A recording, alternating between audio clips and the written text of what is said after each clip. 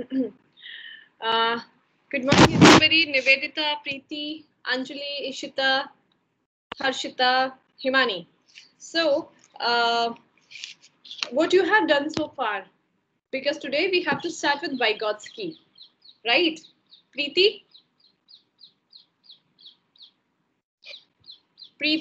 Nivedita.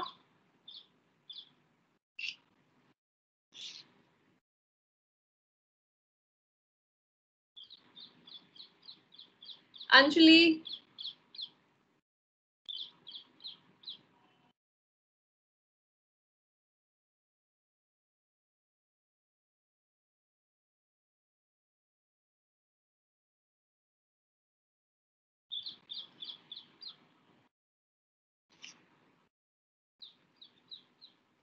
Okay आज हम लोग फिर जिस टॉपिक को मुझे आगे बढ़ते हैं, आप लोग मुझे लगता है कि वाइगोत्स्की से पहले तक का अपना सिलेबस कंप्लीट कर चुके हैं. You already discussed it.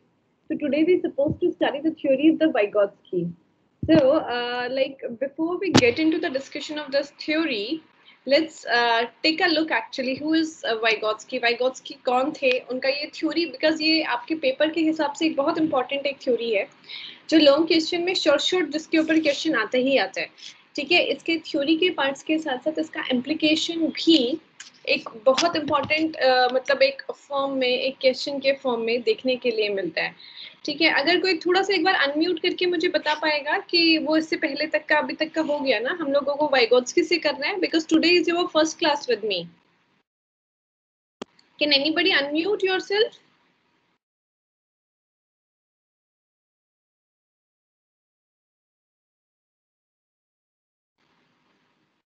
Am I audible, beta?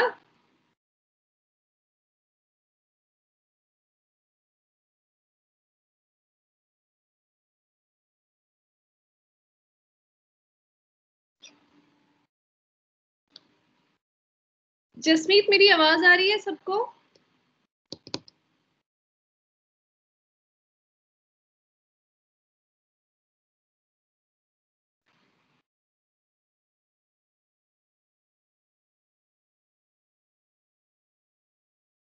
Yes ma'am, आ रही है. हाँ, इतना साइलेंटली कैसे आवाज दे रहे हो? बिकॉज देखो, आज हम लोगों की first class in the sense इस यूनिट के बीच में थे. आपने शायद निधि मैम के साथ किया है, और अब हम लोगों को मेरे साथ डिस्कशन करना है. अगर लगेगा वॉइस ब्रेक हो रही है then do let me know. I will switch over my network. मैं अपना वाईफाई जो है शिफ्ट कर लूंगी दूसरे राउटर पे, राइट? सो हम लोग बात कर रहे थे, it's a very important topic Vygotsky. आप लोगों के पेपर के हिसाब से, आप लोगों के सिलेबस के हिसाब से एक बहुत ही इंपॉर्टेंट टॉपिक है. तो इसकी थ्योरी के बारे में जानने से पहले हम थोड़ा सा इसके बारे में जानेंगे. Actually who is Vygotsky, right? Vygotsky was basically, he was a Russian. वो रशिया में पैदा हुए थे and he was born on 17th November 1896 and he got died on 11th June 1934 at the age of 37. He was very young when he got died. He was not only very young, he was a very great psychologist. He was the one who worked with the language, who worked with thought, who worked with actually the psychology of art and learning as well. So he was the one actually. His work begins, I mean, that was not a very kind of a very planned phase when his theory came in under the under existence. Actually his work began when he was studying learning and development to improve his own teaching. He was basically a teacher and he wants actually his teaching to be get improved.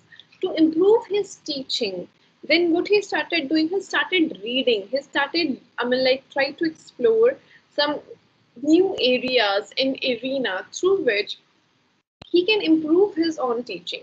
So he started studying and he started knowing like what are the developmental principles which we can apply. What could have been the more theories, what could have been the better ways to make the teaching learning effective. So that was the insight actually, and that was, we can say, the question to resolve. He started doing his study and he became actually the Vygotsky, and he came across a Vygotskian theory, right? So it was not a very sudden phase. जो हम लोगों को कभी कभी लगता है, जब भी हम किसी थ्योरी को देखते हैं तो हमें लगता है कि ओके द थ्योरी केम, अच्छा उसका मन था तो उसने एक थ्योरी दे दी. No, it's not like that. Actually it was a whole procedure. When he was into his own occupation, his own profession, that too that that was when he was in a teaching profession. And the biggest challenge is that he want to really improve on his own teaching and learning. And to improve it, he started trying to look at the different perspectives, that how he can make it in a much better ways.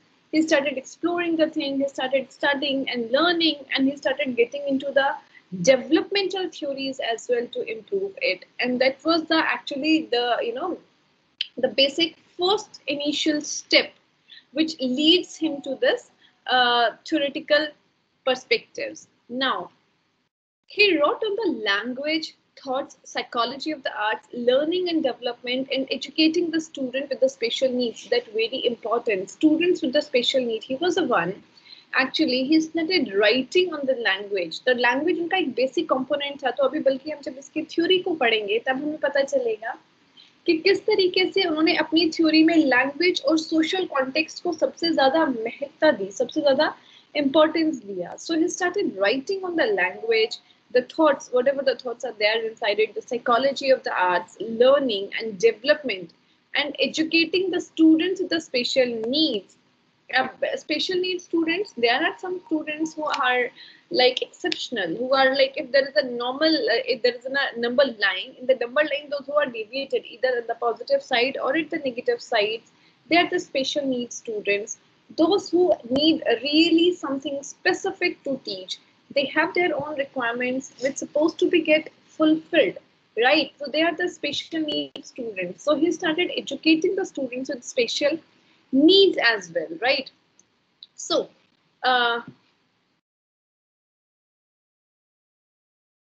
so when we just look at it, his experience, I mean, like, while talking about his experience, I mean, he has an interest in literature, as we talked earlier, because he worked with language.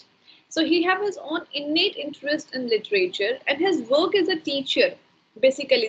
उसके अंदर दो चीजें थी. दो चीजें क्या थी? एक तो उनका लैंग्वेज में, लिटरेचर में इंटरेस्ट था, तो लैंग्वेज के वो व्यक्ति थे, भाषा के व्यक्ति थे. दूसरा उनका प्रोफेशन क्या था? He was actually a teacher. So उन्होंने कहीं ना कहीं एक जो चीज, एक जो एलिमेंट है जिसको सबसे ज्यादा महत्ता दी, वो क्या थी? Social interaction and language. These are the two central factors in any kind of cognitive development. ये डेवलपमेंट प्याजे की थ्योरी आप सब लोगों ने पढ़ लिया होगा, निधि मैम ने प्याजे कराया होगा. उन्होंने उसमें कॉग्निटिव डेवलपमेंट को लेके थोड़ी सी बात करी होगी. तो कॉग्निटिव डेवलपमेंट की जब वो बात करते हैं तो there are the two central factor which he talked about. One is social interaction. Social interaction is a very important component. Another one is the language is a very important component, right? So like how it get emerged. Because जब हम theory को देखते हैं तो theory में हमें दिखाई देता है these are the two elements, like one is social interaction, another one is language, but these things come into cognizance, come into emergence because पहला उनका इंटरेस्ट किसमें था? He was a man of a literature, he is interested in literature, so somehow he is a man of a language, right? And second, being a teacher, he know, because being a teacher every day he was doing some studies, every day he want to do something new and some experiments with his own teaching and learning process, right? So he is a teacher as well, and he is a man of a literature. With these two important elements or the components, he realized that actually that the social interaction and the language, these two are the important and the central factors in the cognitive development, right? And just because of this, his theory, that was a socio-cultural theory of development, come into existence, right? So उनकी theory का भी नाम क्या था? That was a social cultural theory of development, right? So that's the whole idea of Vygotsky when we talk about his theory.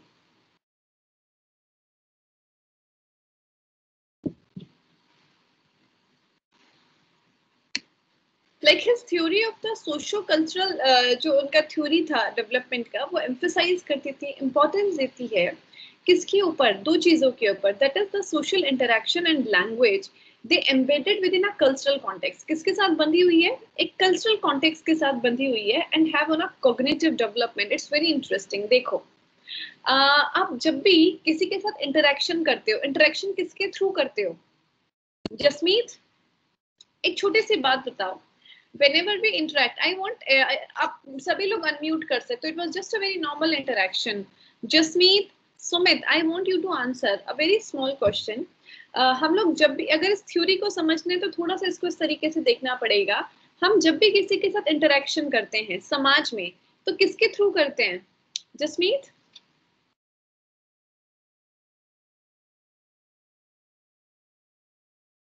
Anjali, My head.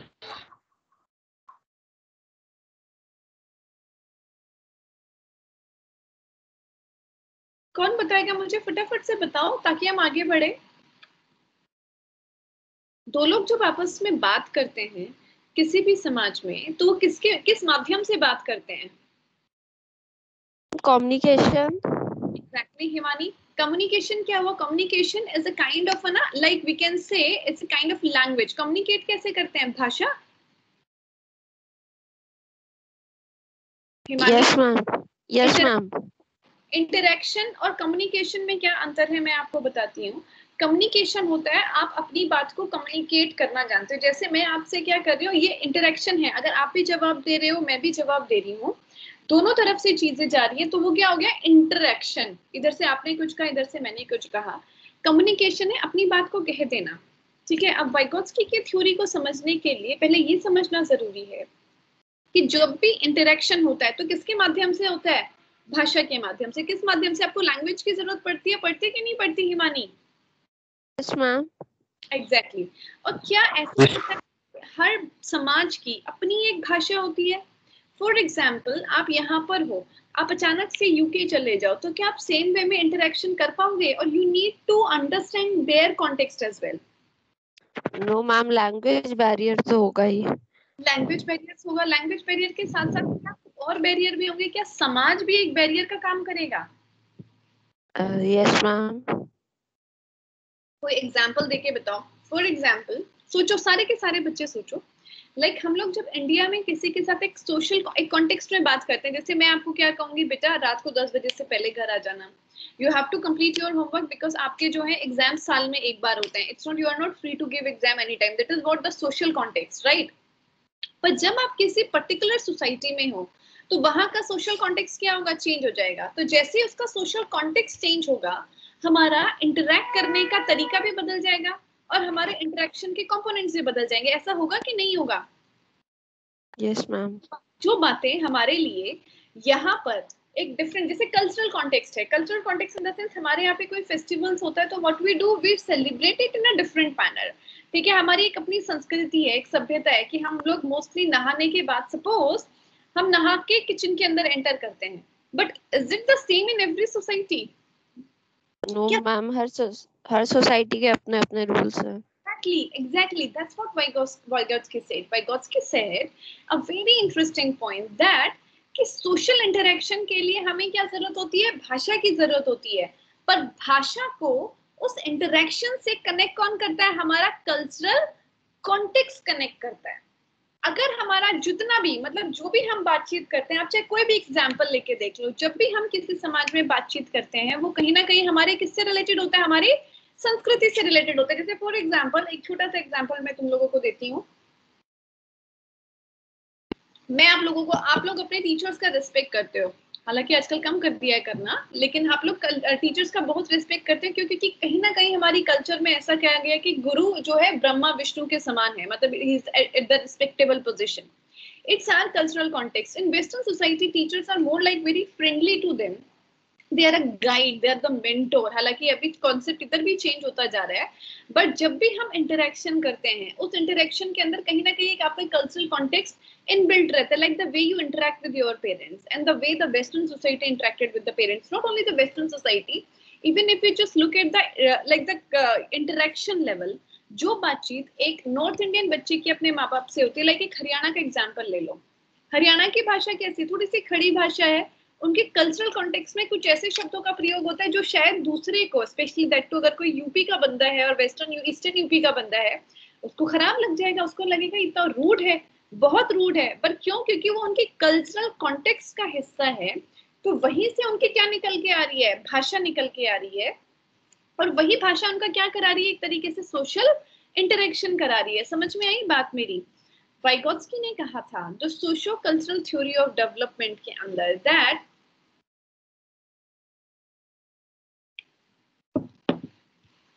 he emphasizes basically, कौन read करेगा ये जो स्क्रीन पे एक डेफिनेशन लिखी है, who is going to read this definition for me? Social cultural theory of development की definition को कौन एक बार रीड करेगा फटाफट?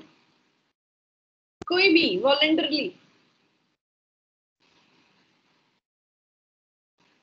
अच्छा, क्लास में अभी थोड़ा समझ कम बन रही है या ऐसे सोते सोते? Sumit, you were so there in the previous class as well. Sumit,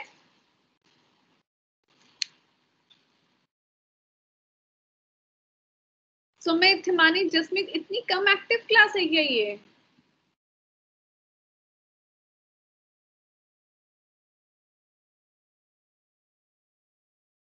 Himani, ma'am. Can you read? Okay, ma'am. Socioculture theory of development emphasizes the crucial influence that social interactions and language embedded within a cultural context have on cognitive development. ठीक है, ये आपके exam में जब आप इसको paper में लिख के आओगे, आपको जो चार्ट बना हुआ है ना सामने, एग्जैक्टली ड्रॉ करके आना है। चाहे तो आप इसको अभी अपनी कॉपी पे बना लो, ठीक है, बिना इसके it's very difficult for you to score the marks, right? क्योंकि वाइगोत्स्की के सारा थ्योरी की अंडरस्टैंडिंग इस चार्ट में मैंने डाली है। And what is there in it, like it emphasises कि जो भी कुछ इन्फ्लुएंस है, इन्फ्लुएंस इन द सेंस जो प्रभाव है, जो करते हो, रिएक्शंस करते हो, व्हाटएवर द इन्फ्लुएंस इज, ठीक है, वो किसके थ्रू होता है? Social interaction and language interaction है। सोशल इंटरेक्शन के साथ साथ क्या है? सोशल इंटरेक्शन के साथ साथ there is a language, right? इन दोनों के ही केसेस में आपके साथ क्या होता है? एक तरीके से आपका इंटरेक्शन डेवलप होता है, और ये किसमें होता है? एक कल्चरल कॉन्टेक्स्ट के अंदर डेवलप होता है, कल्चरल कॉन्टेक्स्ट के अंदर वो इनबिल्ट होता है। अगर आप किसी भी, अगर कोई भी बात, आपको कोई इंफॉर्मेशन देनी है, कोई रिलेशन है, कोई ओकेजन है, कुछ भी है, without any cultural context it won't be possible for you to interact with the the counterpart. At the same time जो लैंग्वेज है, आपकी लैंग्वेज जो फॉर्मेशन है, जो शब्दों का चयन है, जो बात कहने का तरीका है, वो भी किसके आधार पर होता है? वो भी आपके एक कल्चरल कॉन्टेक्स्ट के ही आधार पर होता है। That's what the theory of Vygotsky, right? Like देखो, इसके अंदर आप लोग देख सकते हो कि सबका अपना अपना सोशल इंटरेक्शन का लेवल अलग अलग है। किस तरीके से सोशल इंटरेक्शन का लेवल अलग अलग है? ये जो अगर आप फर्स्ट पिक्चर देखते हो, उस फर्स्ट पिक्चर में ये चारों बच्चे बैठ के क्या कर रहे हैं? ड्राइंग कर रहे हैं। बिकॉज कहीं ना कहीं इन लोगों की जो, इनका जो कॉन्टेक्स्ट है, इनका जो अपना कल्चरल कॉन्टेक्स्ट है, they are more into the arts, ठीक है, आर्ट वगैरह इन लोगों के यहाँ पर ज्यादा इंपॉर्टेंस दिया जाता है। तो व्हाट दे आर डूइंग, उस आर्टिस्टिक वे से इंटरेक्ट करने की कोशिश कर रहे हैं। That the medium is that, art is that medium of interaction. Like देखो, ये एक डिफरेंट, सेकंड पिक्चर आप एक डिफरेंट सोसाइटी के बच्चों को देखोगे तो ये लोग they are very much free to do society, ठीक है, they are playing, they are enjoying, they are talking. Third picture में हम लोग देखेंगे कि इसमें जो फादर है, जो पेरेंट्स हैं, they are into the interaction with the child, they are making the child learn something. Fifth picture में हम लोग देखेंगे कि टीचर इसमें बच्चे के साथ कुछ इंटरेक्ट कर रहा है। तो एवरी सोसाइटी, जिस सोसाइटी के अंदर जिस चीज को प्रायोरिटी दी जाती है, like every society has its own component, right? हमारे यहाँ पे जो भी कोई इंटरेक्शन शुरू होता है या फिर जो भी बातचीत है, उसके अंदर एक पर्टिकुलर जो एलिमेंट लीड करता है, वो वहां का संदर्भ, वहां का कॉन्टेक्स्ट लीड करता है। तो जिस कॉन्टेक्स्ट में जिस चीज को प्रायोरिटी दी जाती है, उसी के आधार पर उनका कहीं ना कहीं सोशल इंटरेक्शन डिसाइड होता है। Now what is social interaction, that is more important. फटाफट से कौन ये तीनों पॉइंट्स रीड करेगा? Just raise your hands. Nidhi, you want to say something? Nidhi Tiwari, Nidhi, Nidhi. अच्छा, ये ऐसे शौक के तौर पे हाथ खड़ा किया था? कौन? Who is there? Harshita, Sanjana, कौन फटाफट से लीड लेके तीनों पॉइंट्स रीड करेगा? मैं, या फिर मैं ही एक्सप्लेन कर दूं? I want you to do it ताकि थोड़ी अंडरस्टैंडिंग बेहतर हो पाए। Harshita,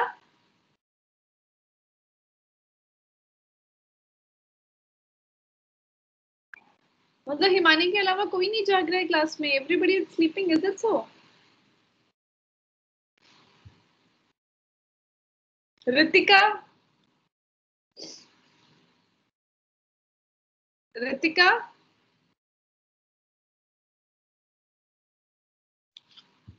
really not good Ritika.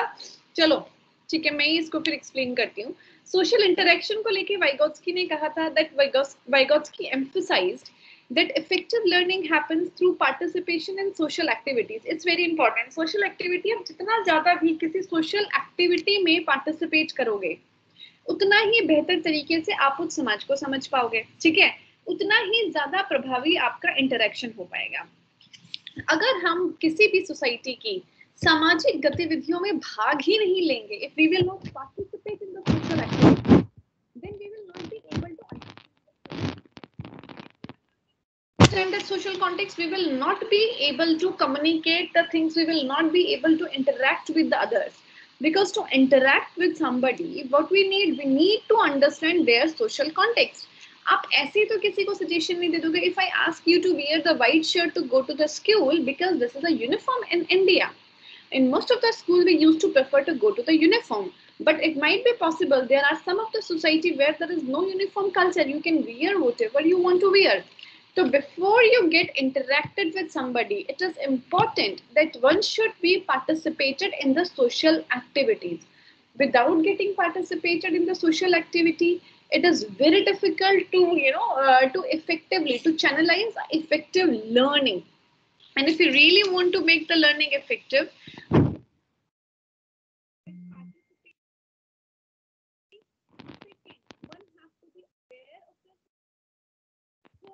the one must be like in a position to at least to channelize the idea getting embedded in that particular context, right? So that is the social interaction. Second point, the parents and other adults in the learner's environment all contribute to the process. They explain, model, assess, give directions, and they provide feedback. It's again the second point. The moment we talk about the social interaction, all of the we can say whosoever other participants, like the parents or the state,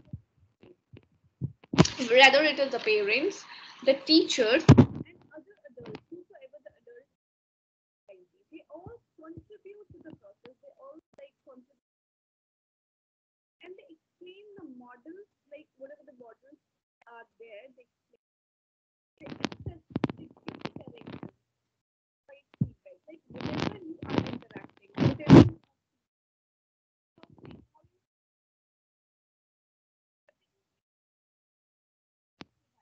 Your volume is not clear. Ma'am आपकी voice clear नहीं आ रही है। आवाज clear नहीं आ रही? कौशिक, हिमानी, मेरी आवाज clear है बेटा? यस मैम आप क्लियर है। आवाज अब क्लियर है बेटा। अरे ऐसा क्यों हो रहा है भाई? Ma'am may be network issue होगा।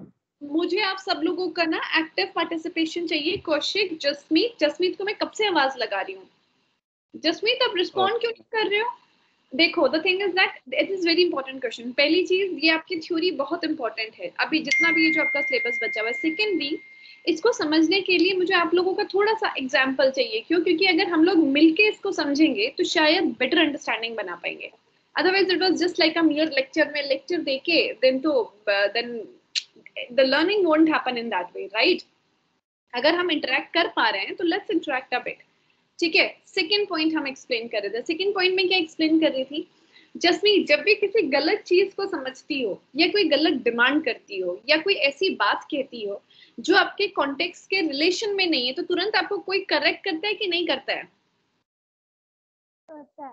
तुरंत parents, either the parents or the teachers or whosoever are the stakeholders, वो क्या कहेंगे आपको? नहीं बेटा, इस तरीके से नहीं कहना था इस चीज को, इसको ऐसे कहना था। जैसे आप टीचर्स को, लाइक मुझे याद है, the way you give even a glass of water to somebody, that is also corrected by the parent. Like मुझे एक बार मैंने उस ग्लास ऑफ वाटर को ऐसे करके किसी को दे दिया था पीने के लिए, then even in that I also came to know कि this is not the right way, because in our socio-cultural context, the way to carry a glass is different, right? So everybody, whenever you are interacting through any ways, and there is some gap, right? There is some gap in that process, then either your parents or the teachers or other adults, whosoever the adult, जो भी कोई बड़ा होगा उस environment में, learner कौन है? learner हम लोग हैं। learner वो है जो इंटरेक्शन करना सीख रहा है, तो उस लर्नर के एनवायरनमेंट में जो भी कोई होगा, they all contribute to the process. वो सब किसमें कंट्रीब्यूट करेंगे? उस प्रोसेस में कंट्रीब्यूट करेंगे, and then they explain the model, they assist, they give directions, and then they provide feedbacks, right? Third point, the peers on the other hand, peers कौन? जो आपके साथी होते हैं, they on the other hand they cooperate and collaborate and enrich the learning experience। तीन phases हैं, ठीक है? पहली फेज क्या है? सबसे पहले आपको अगर सीखना है तो उसके लिए आपको सोशल एक्टिविटीज में पार्टिसिपेट करना पड़ेगा। सोशल एक्टिविटी कोई भी एक्टिविटी, घर में एक छोटा सा सेलिब्रेशन है, ठीक है, उसमें आप पार्टिसिपेट करोगे तो चार लोगों से बात करोगे, इंटरेक्ट करोगे, तो आपको चार नई चीजें पता चलेंगी और आपका जो कॉन्टेक्स्ट है वो स्ट्रॉन्ग होगा, आप भाषा का इफेक्टिव तरीके से यूज कर पाओगे। सेकेंड, जब भी वहां पर कुछ गैप्स होंगे या कुछ गड़बड़ होगी या फिर आपको तुरंत फीडबैक अच्छा है, बुरा है, कैसे करना है, इनकम्प्लीट है, तो इमीडिएटली आपके पेरेंट्स या आपके टीचर्स या कोई भी एडल्ट होगा वो आपको क्या देगा? इमीडिएट फीडबैक देगा। थर्ड थिंग, जो आपके साथ के जो लोग हैं, those who are the peers with you, what they used to do, they either cooperate or they collaborate। वो या तो आपके साथ कोलैबोरेट करेंगे, जो आप कर रहे हो उसमें आपको सपोर्ट करेंगे, और या फिर वो आपके साथ कोऑपरेट करेंगे, जिसके थ्रू आप क्या कर पाएंगे? एनरिच कर पाएंगे किसको? अपने लर्निंग एक्सपीरियंसेस को एनरिच कर पाएंगे, राइट? अब ये तीनों पॉइंट्स एक बार रिपीट कर दो फटाफट से। कौन रिपीट करेगा? Himani, you want to repeat? और कौशिक, कौन करेगा? हिमानी? मैम कर देते हैं, कोई नहीं। Oh, thank you so much। कर देते हैं, कोई नहीं। नहीं बोलो yes ma'am, I will do it। Where is your that energy level? मतलब Yes ma'am, I will do। देखो, the thing is that because अगर आप लोग अपना डेटा इन्वेस्ट कर रहे हो, you are wasting your data, PUBG नहीं खेल रहे हो, पढ़ाई कर रहे हो बैठ के सारे के सारे, तो at least it should be shown. आप ये कोई ऐसा कोई मूवी नहीं है ना कि आप फोन पे लगा के देख रहे हो। तो इफ यू आर ना, you are student of my class, education के बच्चे हो, at least that zeal needed to be get shown। ठीक है, तो फटाफट से सबको वेकअप कॉल देना चाहती हूँ, and I am really thankful to Himani that today she is taking a lead. I want everybody to take a lead at least। Okay, Himani, please do it। Voice emphasized that effective learning happens through participation in social activities. Parents, teachers, and other adults in the learner's environment all contribute to the process. They explain, model, assist, give directions, and provide feedback. Peers, on the other hand, cooperate and collaborate and enrich the learning experience. Yes।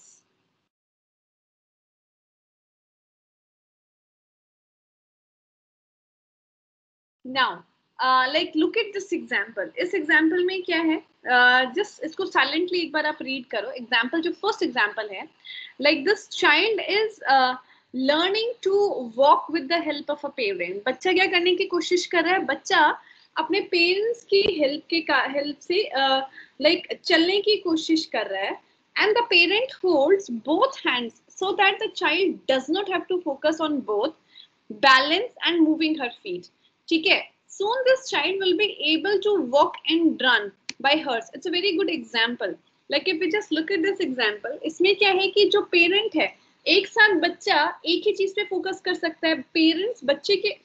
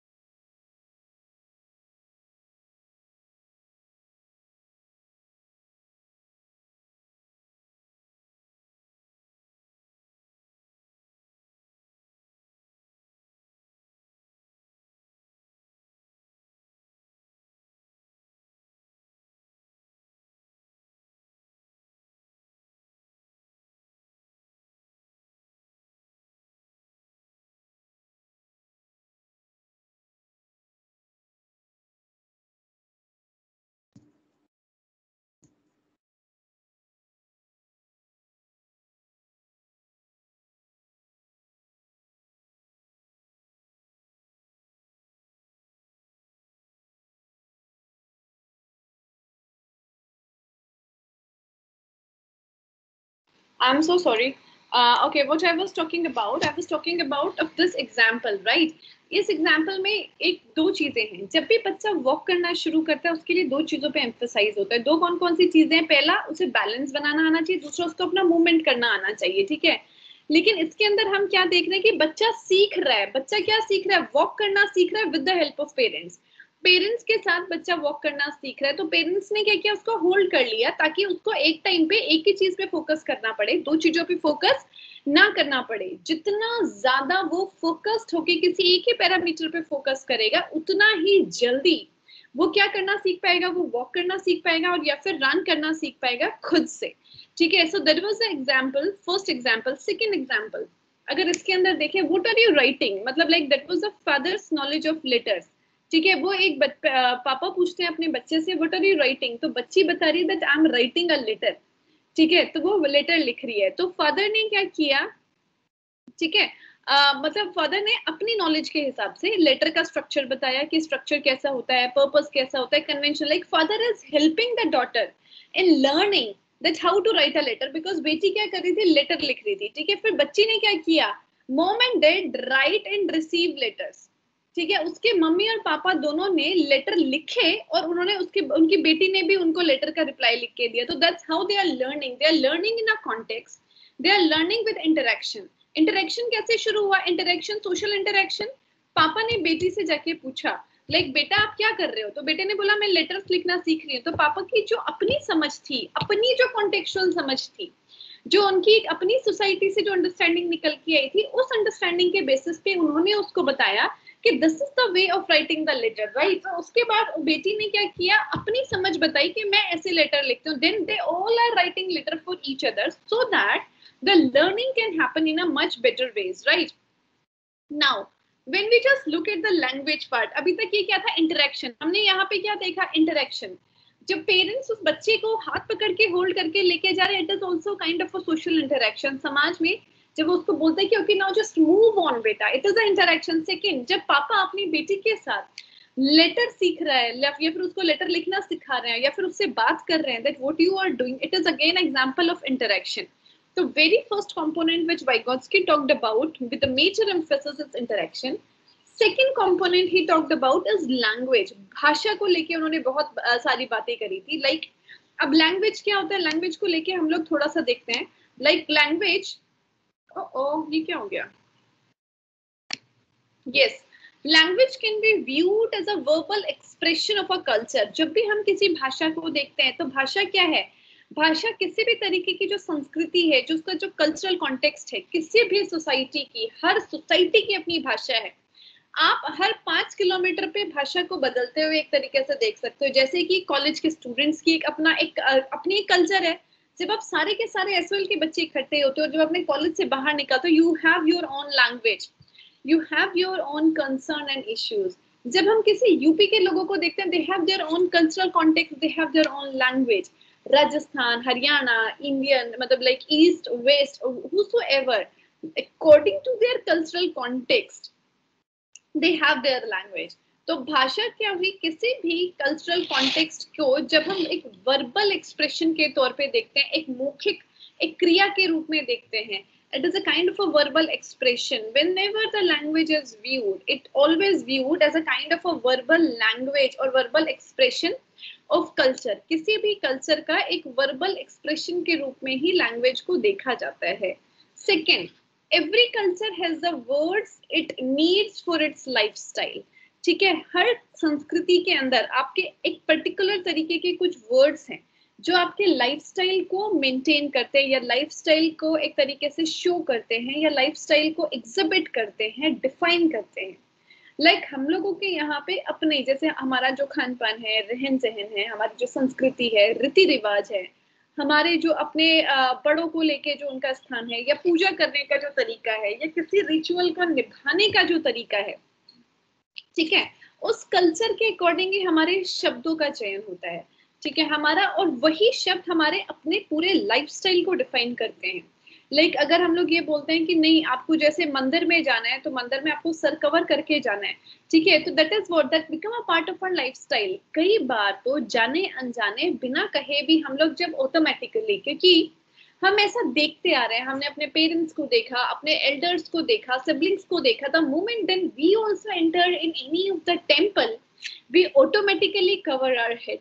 Then it become a part of our lifestyle, which gives an impression that whenever we talk about the language, then in that every culture, every society, there are the words, I mean there are the certain word it needs and it represents its lifestyle. Third point, it opens the door for the learners to acquire knowledge that other already have. ठीक है, भाषा कहीं ना कहीं वो रास्ता खोल देती है. जैसे हो सकता है आपको कुछ ऐसा पता हो जो मुझे ना पता हो, ठीक है, और अगर हम लोग एक ही समाज के हिस्से हैं तो एट द एंड तो हम ये चाहेंगे कि हम लोग क्या करें, हम अपनी नॉलेज को एनहांस करें, नॉलेज को इम्प्रूव करें और साथ में नई नई चीजों को एक्सप्लोर करें जो शायद हमारी सोसाइटी की चीजों को एक बहुत ही वेल डिफाइंड वे में आगे लेके जा सकती है. तो जब भी हम लैंग्वेज की बात करते हैं तो लैंग्वेज क्या करता है, लैंग्वेज एक तरीके से वो डोर ओपन कर देता है. किस तरीके का डोर ओपन कर देता है, कैसे डोर ओपन कर देता है, जिसके थ्रू इंटरेक्शन के साथ साथ हम अपनी नॉलेज को एनहांस कर रहे हैं. We are acquiring the knowledge as well. कौन सी नॉलेज एक्वायर कर रहे हैं, जो दूसरों के पास है हमारे पास नहीं है. हो सकता है कि किसी एक पर्टिकुलर कॉन्टेक्स्ट की समझ किसी के पास है तो वो उस समझ को इंटरेक्शन के थ्रू हम तक चैनलाइज करेगा. वो इंटरेक्शन किसी सोशल कॉन्टेक्स्ट में होगा और उस कॉन्टेक्स्ट के आधार पर हम अपनी भी समझ को बढ़ा रहे होते हैं. Then next point, it is used to know and understand the word and to solve the problem. भाषा का इस्तेमाल किस लिए होता है, जिसके थ्रू हम चीजों को जानते हैं, समझते हैं और अगर कोई समस्या होती है तो हम उसको रिजॉल्व करते हैं, उसका सोल्यूशन निकालते हैं. To know the things, otherwise आपको पता ही नहीं चलेगा. अगर इसको डायरी को डायरी कहना है, then how we came to know, through the language. We know the things through language. Language के थ्रू, अपने पॉइंट्स की बातों के थ्रू, भाषा के थ्रू हम चीजों को जानते हैं. पहली चीज, जानने के बाद अगर मान लो कि उसके ऊपर सिर्फ जानना ही जरूरी नहीं है, समझ कैसे बनेगी, जब उसके ऊपर किसी भी तरीके का इंटरेक्शन होगा. when there are the questions, there are answers, there are the two-way process. whenever we interact with somebody, we make our understanding better. ठीक है, इसीलिए मैं कहती हूँ you can interact. That's why I allow you. There was a two options. One, you can't unmute yourself, and second, you can mute yourself. Immediately I enter the class, I allow you to mute yourself. ठीक है, unmute yourself. Right, to understand. पहली चीज क्या हुई language में, to know the things. Second, to understand the things. आपने पहले जाना, जान के चीजों की समझ बनाई. और तीसरी चीज, the moment you got a understanding, now you can resolve the problems. कोई भी प्रॉब्लम है आपके समाज में रिलेटेड या फिर उस सोसाइटी से related, those things can be resolve, those problems can be resolve after that. Then next point, language is a kind of a social function and it is also has an important individual function. समाज का function भी है और individual function भी. It's very important. अगर भाषा, आपके पास भाषा नहीं होगी तो हम परेशान हो जाएंगे, हम अपनी चीजों पे चिंतन नहीं कर पाएंगे. We can't reflect on our action. To reflect on our own action, to make a better understanding about ourselves, we need a language. First thing, ठीक है, and to live in a society effectively. To function in a society effectively, we also need a language.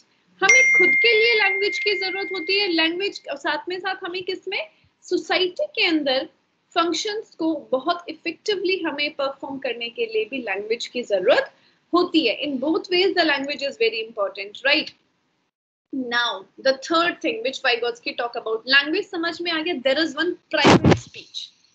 Private speech क्या होती है, it is a kind of a self talk. Self talk, जो चीजें कई बार हम सिर्फ अपने अंदर अपने आप से कर रहे होते हैं, that is a private speech. आपने कभी एक छोटे बच्चे को देखा है, छोटा बच्चा जब ड्राइंग कर रहा होता है या खेल रहा होता है, वो उससे बात कर रहा होता है. ठीक है, वो किसी से इंटरेक्शन नहीं कर रहा, किसी से अपनी समझ नहीं बना रहा, पर वो उसकी प्राइवेट स्पीच का हिस्सा है. And the private speech is also one of the very important component when we try to understand the theory of Vygotsky. So private speech is a form of a self-talk. एक ऐसी form है जिसमें हम खुद से बातें कर रहे हैं, सवाल भी दे रहे हैं, जवाब भी दे रहे हैं. ठीक है, जब एक बच्ची अपनी डॉल से बात कर रही है या एक बच्ची, एक देखो फर्स्ट पिक्चर में अगर हम देखें तो इसने क्या किया, बहुत सारे सोल्जर्स बनाए हुए हैं, फ्लैग बनाया हुआ है, मून बनाया हुआ है, and they all soldiers are interacting with each other. सारे सिपाही जो हैं आपस में एक दूसरे से बात कर रहे हैं. ठीक है, it is a part of a private speech. Second picture में हम लोग क्या देख रहे हैं, सेकंड में देख रहे हैं कि बच्चा कलर कर रहा है और कलर करते हुए खुद से बात कर रहा है। He is appreciating himself like, oh wow, how good I am doing in coloring, I'm really a good student, I can do the colors in a much better sense. So it is also example of a private speech. In third picture and in the fourth picture, what we can see is that they both are talking and interacting with their dolls, and while interacting with their dolls, they are trying to channelize, they are, you know, guiding the things in the proper way. Like the private speech is a kind of a form of that self talk that guides the child's thinking and action.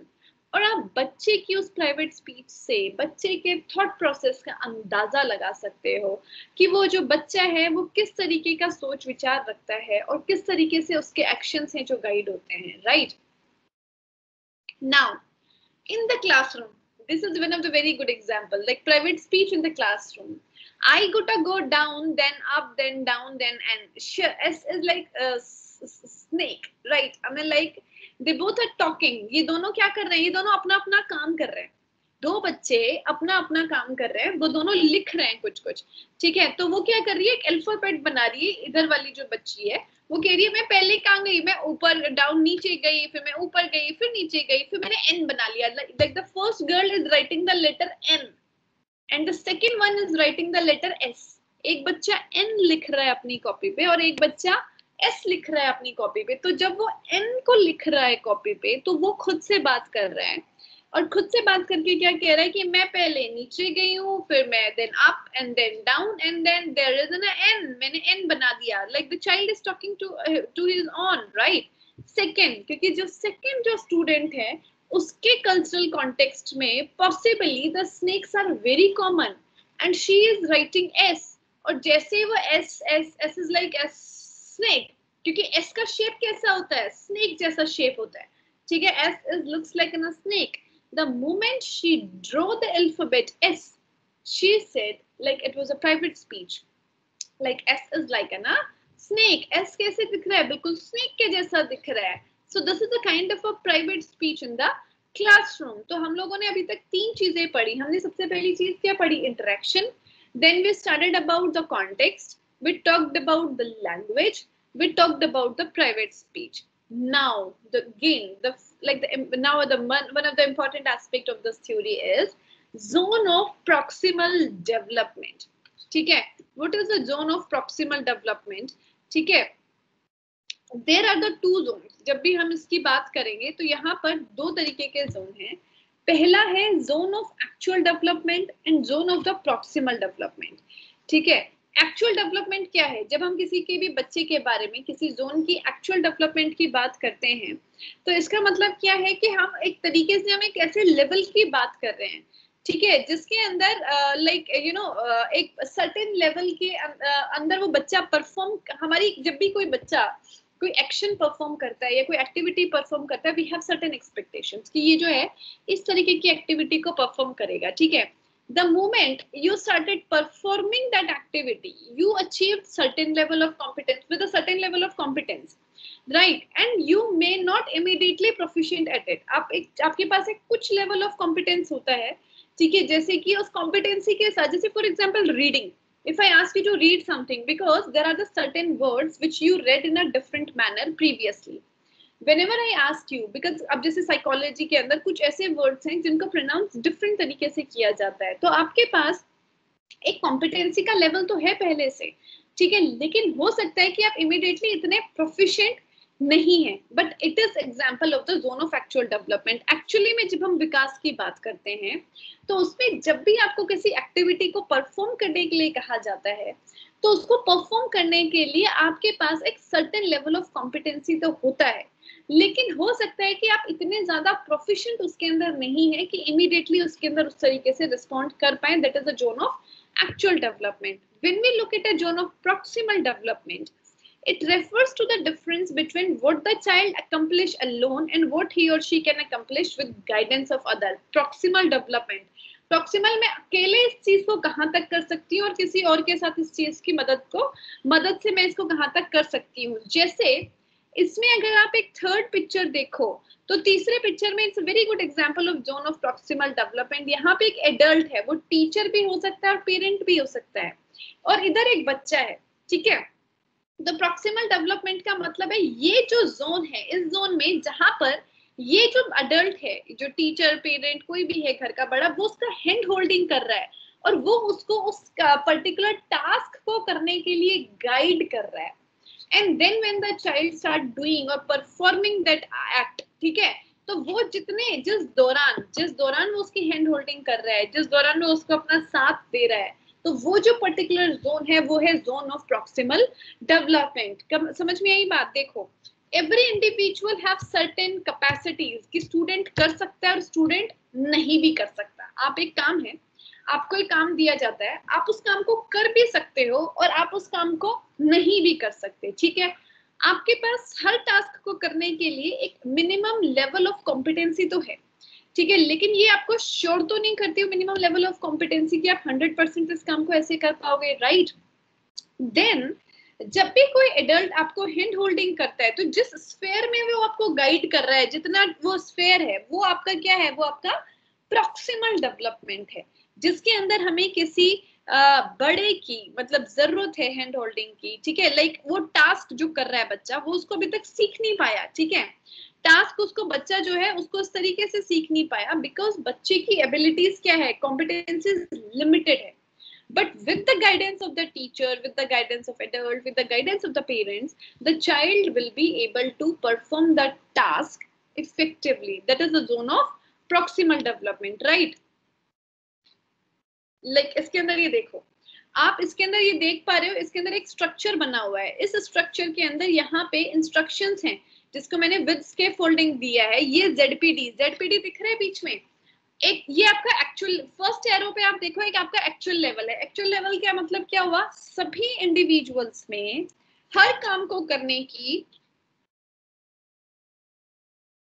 एक minimum capacity होती है, ठीक है। आप सबके अंदर एक level of competency है, ठीक है, कि हर कोई इस पर्टिकुलर सिचुएशन में इस तरीके से तो करेगा ही करेगा। आप इतना तो परफॉर्म, इस लेवल तक तो परफॉर्म कर ही सकते हो। Everybody have a certain level, actual level of which competencies है। there are like actual level up to what anybody can achieve. उस actual level को उस potential level तक लेकर जाना है। actual level यहाँ है, ठीक है, हमें इसके अंदर क्या करना है? ये potential level है, इसको इतना high करना है। तो ये जो बीच का गैप है, ये क्या हो गया? zone of proximal development। क्या हो गया? zone of proximal development। इस प्रॉक्सिमल डेवलपमेंट के अंदर हमें क्या दी जाती है? कुछ इंस्ट्रक्शन दी जाती है, स्कैफोल्डिंग किया जाता है। There are the role of the adults, right. आपके पेरेंट्स हैं, आपके टीचर्स हैं, आपके सीनियर्स हैं, ठीक है, उन सबका रोल यहाँ पर इंपॉर्टेंट हो जाता है। तो इसको चार्ट को आप दिमाग में रखेंगे। किसमें दिमाग में रखेंगे कि कोई भी जब टास्क असाइन किया जाता है, there is an actual level in which every child was supposed to perform whatever the child is doing. उस एक्चुअल लेवल से उस पोटेंशियल लेवल तक जाने के लिए there is a particular zone of proximal development, ठीक है। उस प्रॉक्सिमल डेवलपमेंट में there are the certain instructions with scaffolding which was given to that individual, which was given by which was provided by any of the senior person, like in the particular sphere or arena, right? Now just look at this picture. This is also one of the very good picture of zone of proximal development. The known, the unknown, ठीक है। तो known जिसको आता है वो कहता है what I can do by myself, ठीक है। Then zone of proximal development, बीच का जो zone है, what I can do with the help of someone else, that is the learning space, ठीक है। Unknown, what I cannot do at all, ठीक है। This is a zone, मतलब मैं खुद से क्या कर सकता हूँ, मेरा खुद से जो होगा वो कौन सा लेवल हो गया? Actual level. मैं खुद से यहाँ तक पहुंच सकता हूँ, एक्चुअल लेवल। लेकिन मैं दूसरे की मदद से कहाँ तक पहुंच सकता हूँ? ये मेरा लर्निंग स्पेस है कि with the help of somebody I can reach there, ठीक है। अननोन इन द सेंस बिल्कुल बेसिक लेवल पे, यार मैं नहीं कर सकता, what I can not do at all. आपको ये दो चीजें पता होनी चाहिए, मैं खुद से क्या कर सकता हूँ, मैं किसी की मदद से क्या कर सकता हूँ, और मैं कुछ भी नहीं कर सकता खुद से। तो that become the zone of the proximal development. Now the one last important term is scaffolding. Scaffolding के बिना तो zone of proximal development अधूरा है, ठीक है। वो क्या है scaffolding? This is known as an instructional scaffolding.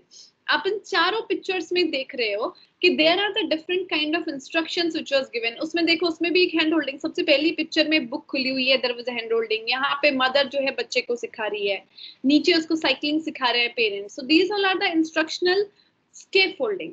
Now what is scaffolding? Scaffolding है क्या?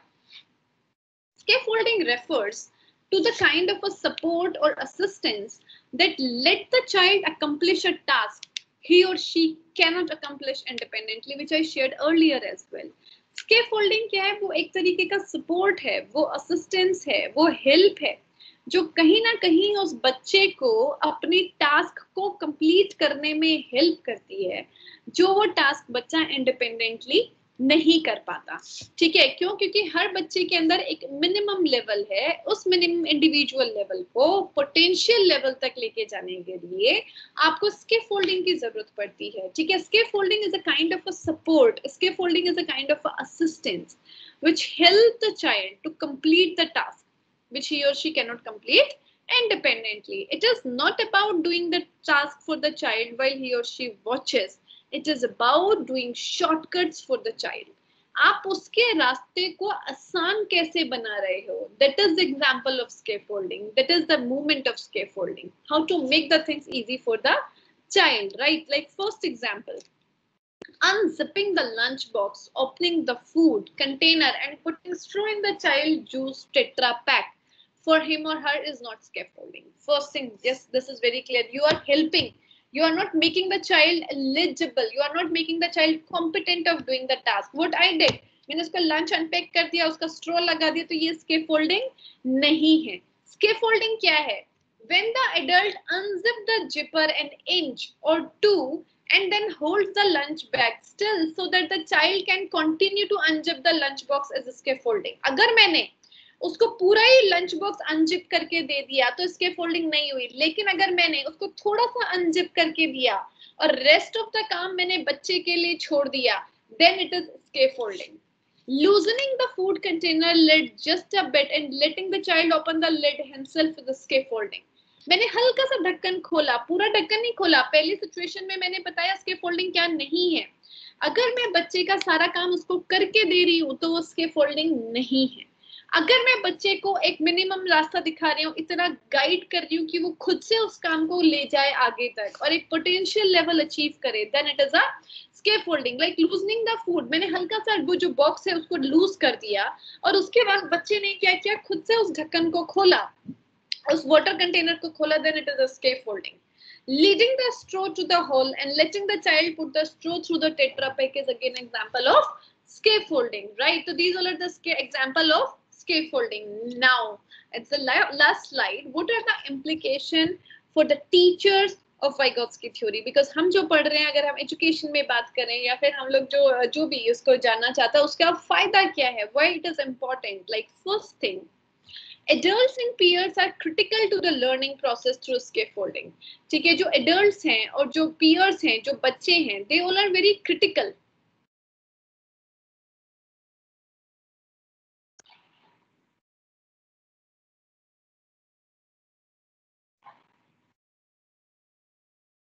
Adults और जितने भी जो peers हैं, they are critical to the learning process through scaffolding. It really enriches and enhances the process of learning through scaffolding. Second, assisted learning. They provide the strategic help in the initial stages of learning and then gradually diminishing as the students gain independence.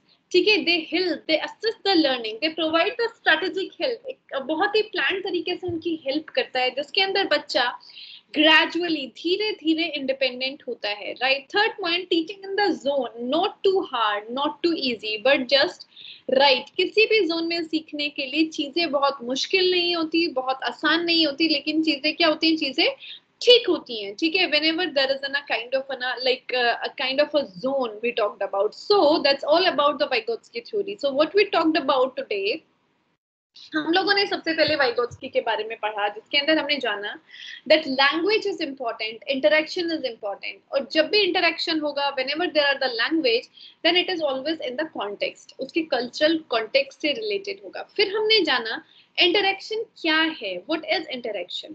Right, then we talked about what are the language, and while talking about the language, we also studied that whenever there is a language, there are the certain uses which are depicted through our socio-cultural context. Then the next thing we read about, like there is a zone of a proximal development. Zone of proximal development, that every learner has certain capacity, उसका एक actual level है, उस actual level को उसके high potential level तक लेके जाना जरूरी होता है. And we also talked about the private speech, कि बच्चे की क्या होती है, बच्चे की एक प्राइवेट स्पीच होती है. That is again a very important indicator, ठीक है, जिसके थ्रू आप बच्चे की डेवलपमेंट में प्रोसेस में हेल्प कर सकते हो. And it is also important to check on the private speech of the child. While talking about the zone of proximal development, we studied that during that zone, there is a scaffolding, and scaffolding is to make you more efficient. Scaffolding is a kind of a hand holding. Scaffolding is a kind of instructions, not to make you handicapped,